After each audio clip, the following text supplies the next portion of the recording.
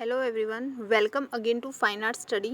जो भी student REET+B का एग्ज़ाम दे चुके हैं उन सबको पता होगा कि जो टोटल मार्क्स है वो कितने के आते हैं, कौन कौन से सब्जेक्ट आते हैं, कितने क्वेश्चन आते हैं, कितने मार्क्स का आता है। तो ये सब बातें उन्हें पता होगा। लेकिन जो भी स्टूडेंट पहली बार एग्ज़ाम देने वाले हैं तो उनके मन में बहुत से सवाल होते हैं कि कितने नेगेटिव मार्किंग होगी, नहीं होगी, क्या टाइम होगा, ठीक है, ऑनलाइन होगा, ऑफलाइन होगा, कट ऑफ कितनी रहेगी, क्या पासिंग मार्क्स होंगे, हमें क्वालिफाई फर्स्ट पेपर करना ज़रूरी है, नहीं है, ठीक है। तो ये बहुत सी छोटी छोटी बातें हैं जो हमें तैयारी करने से पहले क्लियर करनी बहुत ज़रूरी है। तो आज की इस वीडियो में मैं वही आपको पूरा डिटेल में बताऊंगी कि आपको किस पोस्ट के लिए क्या क्या आपको चाहिए, क्या कितने क्वेश्चन आएंगे, कितने किस सब्जेक्ट से कितने क्वेश्चन आएंगे। तो चलिए स्टार्ट करते हैं। तो टीचिंग पोस्ट जो है REET+B में PRT, ठीक है, प्राइमरी टीचर, जो TGT और PGT, 3 पोस्ट हैं टीचिंग की, जिसमें कि सबसे पहले अगर हम PRT की बात करें यानी कि प्राइमरी टीचर की, तो इसमें आपको जो टोटल टाइम दिया जाता है वो आपको दिया जाता है 2 घंटे का।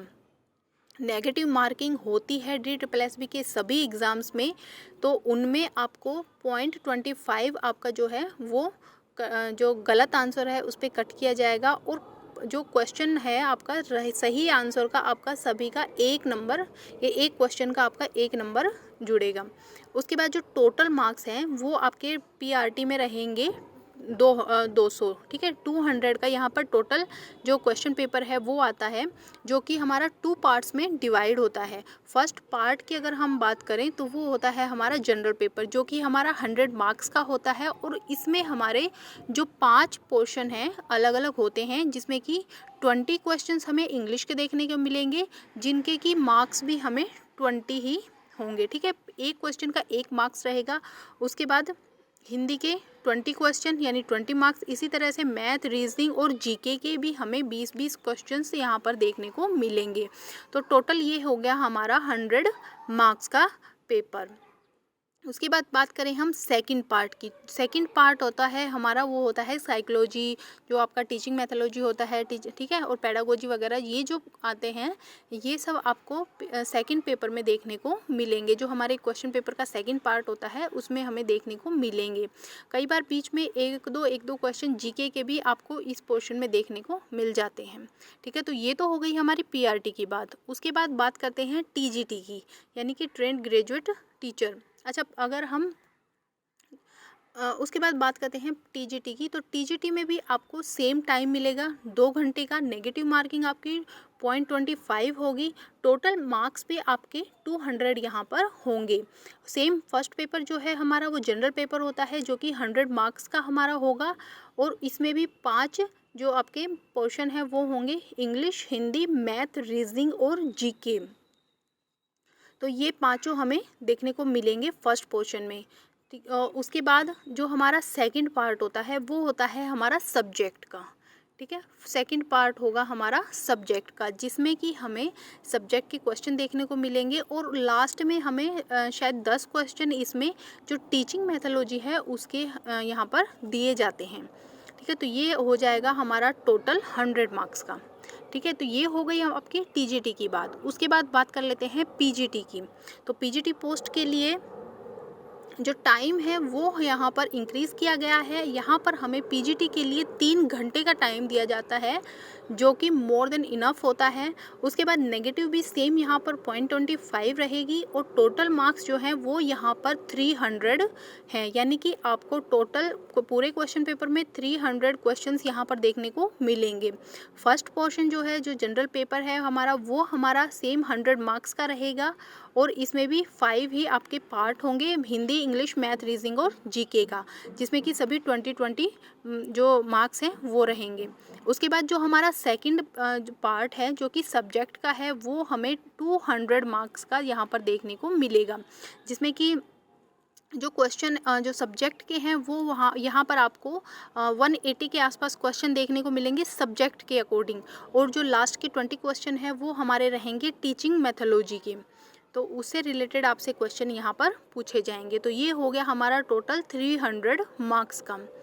उसके बाद जो सबसे मेन क्वेश्चन रहता है, जो भी स्टूडेंट पहली बार एग्ज़ाम दे रहे हैं, कि क्या फर्स्ट पेपर में पास होना ज़रूरी है, फर्स्ट पेपर को क्लियर करना ज़रूरी है, सेकंड पेपर में कितने मार्क्स ज़रूरी हैं। तो आपका जो जनरल पेपर है, ठीक है, यानी कि फर्स्ट पेपर है, उसमें आपको जो 40% है वो लाने ज़रूरी है। लेकिन जो कैटेगरी है, आपकी कैटेगरी के अकॉर्डिंग सभी के अलग अलग यहाँ पर परसेंटेज डिसाइड की गई है। जैसे कि जो जनरल कैटेगरी है, अच्छा, DSSB की सबसे मेन बात जो है वो याद रखिएगा, जो भी स्टूडेंट पहली बार फॉर्म फिल कर रहे हैं, तो दिल्ली वाले जो स्टूडेंट हैं जो ओबीसी में आते हैं, वो तो उनका ओबीसी से ही फॉर्म सबमिट होगा। लेकिन जो अदर स्टेट वाले हैं जो कि ओबीसी में आते हैं, उनका दिल्ली में जनरल में फॉर्म फिल होगा, ठीक है। तो अदर स्टेट वाले ओबीसी, ठीक है, अदर स्टेट वाले ओबीसी दिल्ली में जनरल में काउंट होंगे, उन्हें जनरल से ही फॉर्म आपको फिल करना है। तो उसमें आपको 40% जो मार्क्स हैं, यानी कि 100 में से आपको 40% नंबर लाने कंपलसरी हैं। अगर आपके 40% नंबर नहीं हैं, तो आपका फॉर्म, जो आप चाहे सेकंड पेपर में कितने भी अच्छे लेके आओ, आप 100 में से अगर आपके 90 भी नंबर आ जाएंगे, लेकिन अगर आपके फर्स्ट पेपर आपका क्लियर नहीं है, यानी कि 40 जो नंबर हैं वो आपके नहीं आए, तो आपका कोई मतलब नहीं है, आपका सेकंड पेपर चेक ही नहीं होगा, ठीक है। तो ये बात तो हो गई जनरल की। उसके बाद ये जो ओबीसी है, ये ओबीसी है सिर्फ दिल्ली वालों के लिए, ठीक है। दिल्ली वाले जो स्टूडेंट हैं जो कि दिल्ली में हैं और जो ओबीसी में आते हैं, उन्हें वो सिर्फ वही जो है ओबीसी से फॉर्म फिल कर सकते हैं, ठीक है। ध्यान रखिएगा इस बात को। उनको आप चाहिए 35%, यानी कि 100 में से उन्हें सिर्फ 35 नंबर लाने हैं। उसके बाद SC ST और PH वाले जो स्टूडेंट हैं, फिजिकल हैंडीकैप, उनको यहाँ पर 30% मार्क्स लाने ज़रूरी है, यानी कि 100 में से 30 मार्क्स उन्हें चाहिए। अच्छा, जो अदर स्टेट वाले हैं, जो SC ST वाले अदर स्टेट वाले हैं, वो दिल्ली में भी अपनी कैटेगरी में ही जो SC ST में है वही आप फॉर्म फिल कर सकते हैं, ठीक है। उन्हें जनरल कैटेगरी में फॉर्म डालने की ज़रूरत नहीं है, सिर्फ ओबीसी वालों को जनरल कैटेगरी में यहाँ पर जो काउंट है वो किया जाएगा। उसके बाद बात करते हैं क्वालिफ़िकेशन की। तो क्वालिफ़िकेशन, सबसे पहले तो आपको CTET चाहिए, ठीक है, CTET चाहिए। उसके बाद CTET के साथ आपको BEd चाहिए, BEd के साथ आपको CTET चाहिए।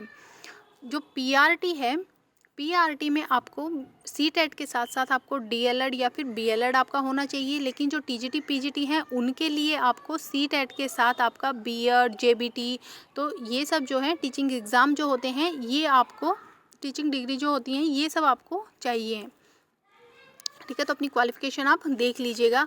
उसके बाद बात करते हैं एज की। तो PRT की एज यहाँ पर 30 है, और जो TGT PGT की पहले एज थी, पहले PGT की एज 36 थी, ठीक है। लेकिन अभी जो करंट में जो इशू चल रहा है, तो करंट में अभी जो DSSB ने जो TGT और PGT दोनों की ही एज कम कर दी है, और दोनों की एज PRT के बराबर 30 कर दी है।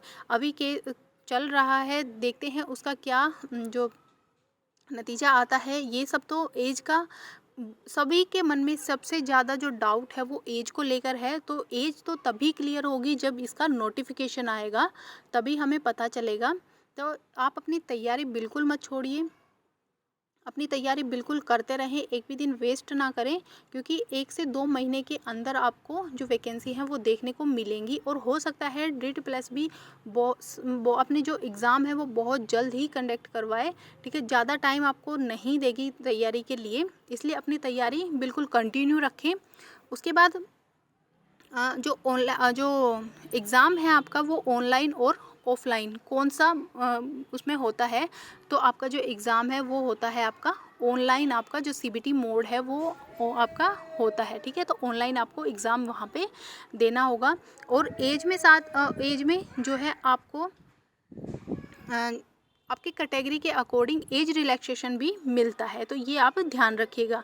तो अपनी कैटेगरी देखिए पहले, उसके बाद आपको जो एज रिलैक्सेशन है वो आपको दिया जाएगा। जैसे ओबीसी के लिए शायद 3 साल का है, ठीक है, SC ST के लिए 5 साल का। तो इस टाइप से आपको एज रिलैक्सेशन मिलेगा। तो आप अपना देखिए कि आप किस कैटेगरी में आते हैं, और अपनी जो तैयारी है वो कंटिन्यू रखिए।